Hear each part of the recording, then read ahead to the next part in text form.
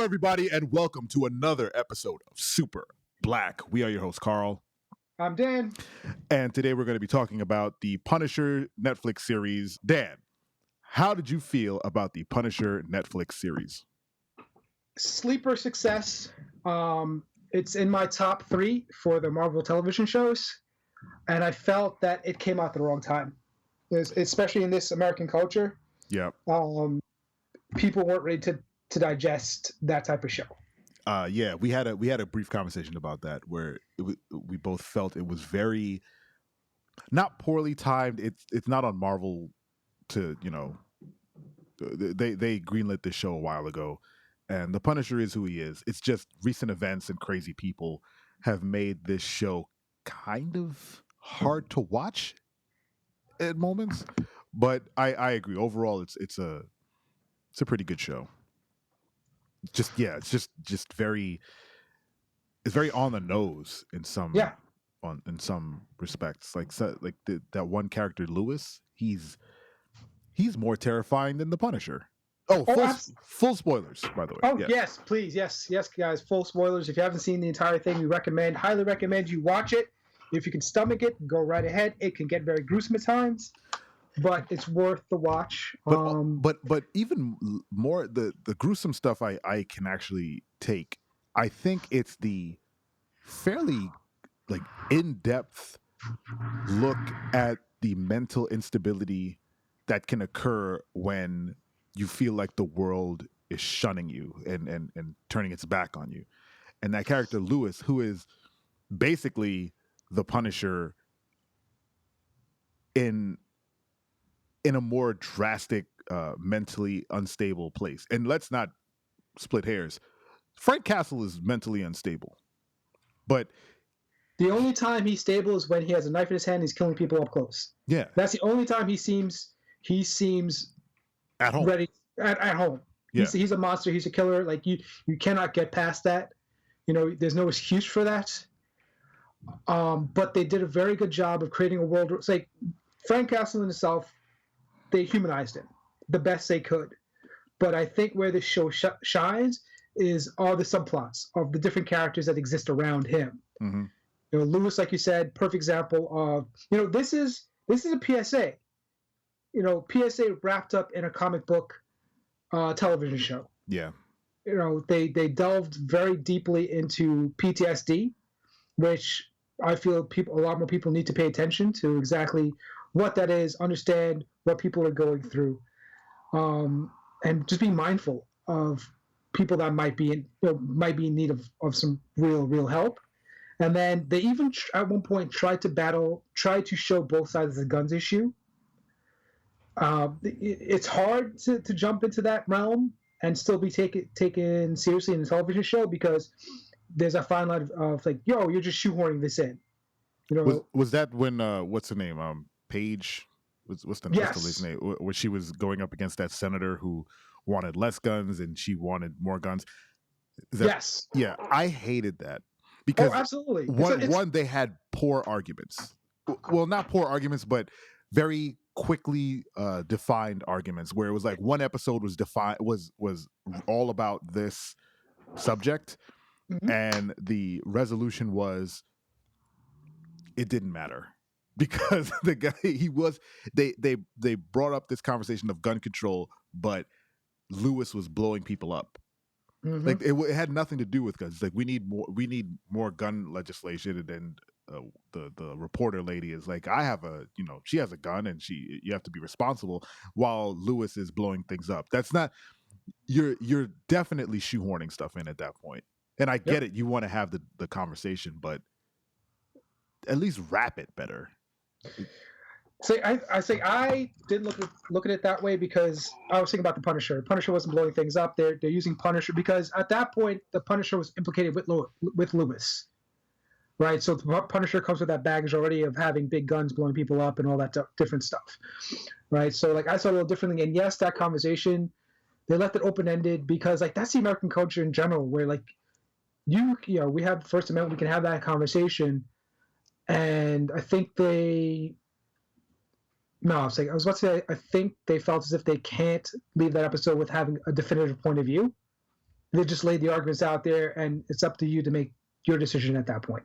I Right? guess But I don't know. yeah, I feel like if they didn't have a direct stance on it, or even really wrap that storyline up clearly mm. in terms of the gun control thing. Oh But yeah, because the Lewis one was mwah. yeah, Lewis his whole subplot was terrifying. It was eye opening. It was uneasy to watch. Just it was the most uneasy part of it, because you see this man who feels like he's been abandoned and forgotten just slowly have everything in his life chip away, whether it's on his end or by the manipulations of somebody else who they think they're helping him, which was the worst part. Like having Oh wow, yes. like his who is it, his counselor, the I forget No, his name. not his counselor. It's like somebody that sat in on the counseling sessions with him. No, that no, the counselor himself, when he went to I don't know any of these people's names. When he went Curtis to Hoyle. when he went to the what is it, the mercenary group, and said you can't uh Oh hire him yes. because he's mentally unstable. He's not right. And then then the mercenary group basically saying, I trust you, so I'm not gonna hire him. And just the betrayal, I understood that guy's betrayal. He's like, you're supposed, you went up and took something from me that, something that would make me whole again. Like I would feel at home here, and you stole it from me. And that's why he went on this little weird thing.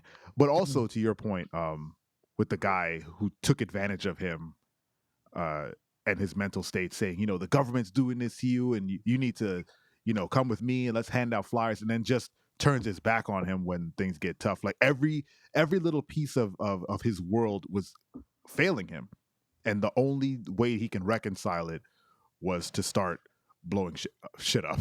Yeah, to become a terrorist.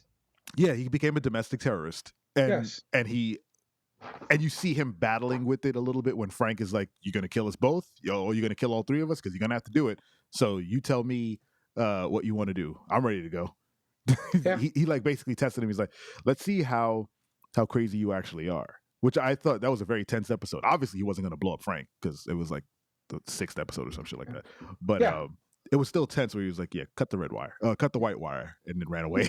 He's like, "Oh man, that Yeah. show, yeah, it was rough."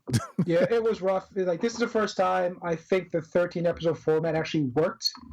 I think the writers heard the plea of everybody else. Like, why is Netflix turning these shows into these crawling 13 episode long treks? I think this one, with the subplot of Lewis, and like I said, all the other characters, Curtis Hoyle is one of my favorite characters in that show. Like the fact that, say, okay, so spoilers once again, Curtis Hoyle is the counselor and friend of Frank Castle and friend of what's his name? Yeah, it's hard, right? Yeah. See, I know his name, but I don't want to spoil that just yet. We'll get to it eventually. But like he's friend to everybody in the show, right? And he spends his time counseling these people and trying to help them. Ben Barnes. And then That's the Barnes, yeah. The actor's name is Ben Barnes. And when you get to the point where he admits why he's trying to help these people, it's like, oh, you're heartbroken, right? Yeah. He's doing it because it's the only way it makes him feel whole. Because he was under the impression himself, like what he was doing was for naught. Like he didn't really make a difference. And he's trying to convince other people, in turn, trying to convince himself that everything he did and is doing now is worth it. They had some really well-defined characters on that show. Absolutely. Outside of the all the drama and the shooting and the gutting, they really did make you care about people. Like there is an episode where like Curtis gets the crap kicked out of him by Lewis and then strapped to a chair with some bombs, and I did not want him to die. I felt for that guy. I was like, he's just trying to help. He's trying to kind of save this guy he sees going down a terrible road, and it led him to being strapped to a homemade IED. And I just felt bad for him. I was like, please don't kill off Curtis. And thankfully, Curtis actually makes it to the end of the series, which it's just another guy, another black guy that we can say made it to the end of a show. Yeah. Like the entire, like how many occasions during that entire series, like I was at that point when I'm sitting next to Ashley and I'm like, okay, I'm ready to let him go. Like it was one of those things, like I had to go through the five stages of grief. Just like, okay, I'm ready to let him go because it's inevitable that this is going to have to happen. I was like, all right, fine, just pull the band-aid quickly. He's like, oh, hey, no, Hey, he's still here. Yay! Let's jump to the. I want to jump to the end and talk about the reveal about who the main villain of next season is.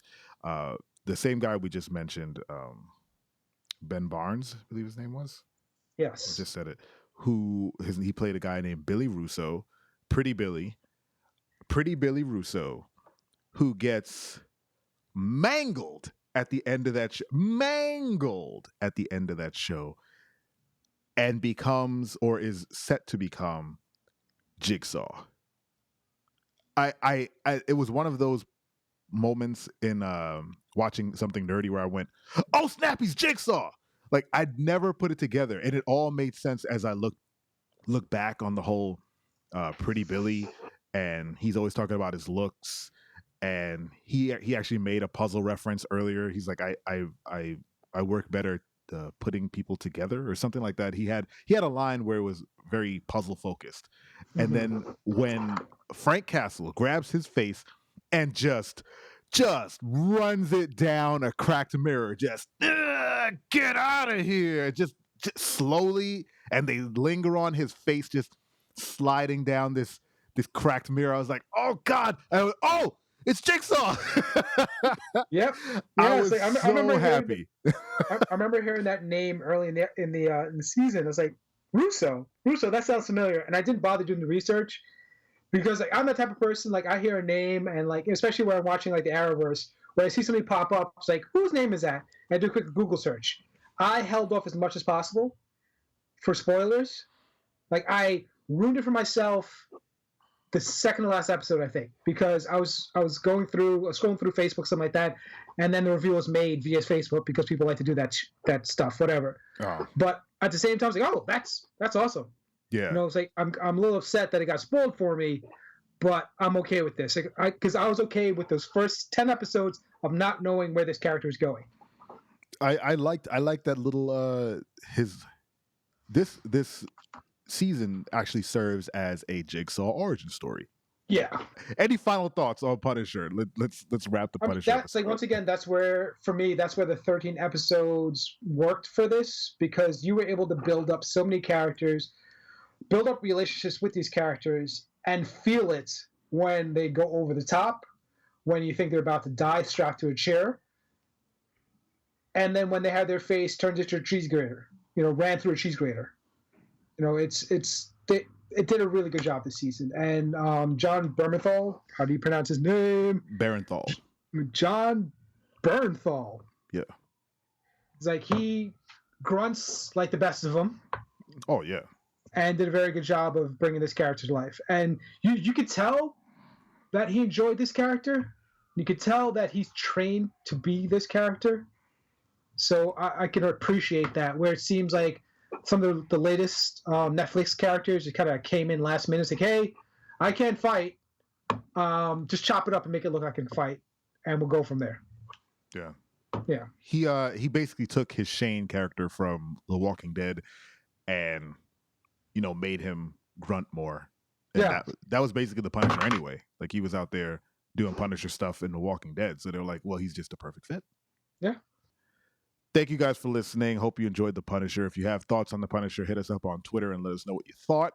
I don't know. I don't really have anything else to close out on The Punisher. We don't have a whole lot of black characters. We're glad Curtis made it to the end.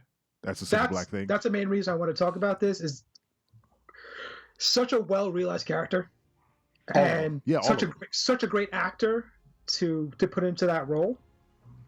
Like I said, like I did not want him to die. And those moments where you thought he's going to die, like you crossing your fingers or making your piece of God and just moving on. Like they did such a really good job of bringing all these characters to life, especially Curtis. Indeed. So thank you guys for listening. Go watch Punisher, root for Curtis if you haven't seen it already. We got nothing else for you. Have a great day. Full stop. Bye, guys.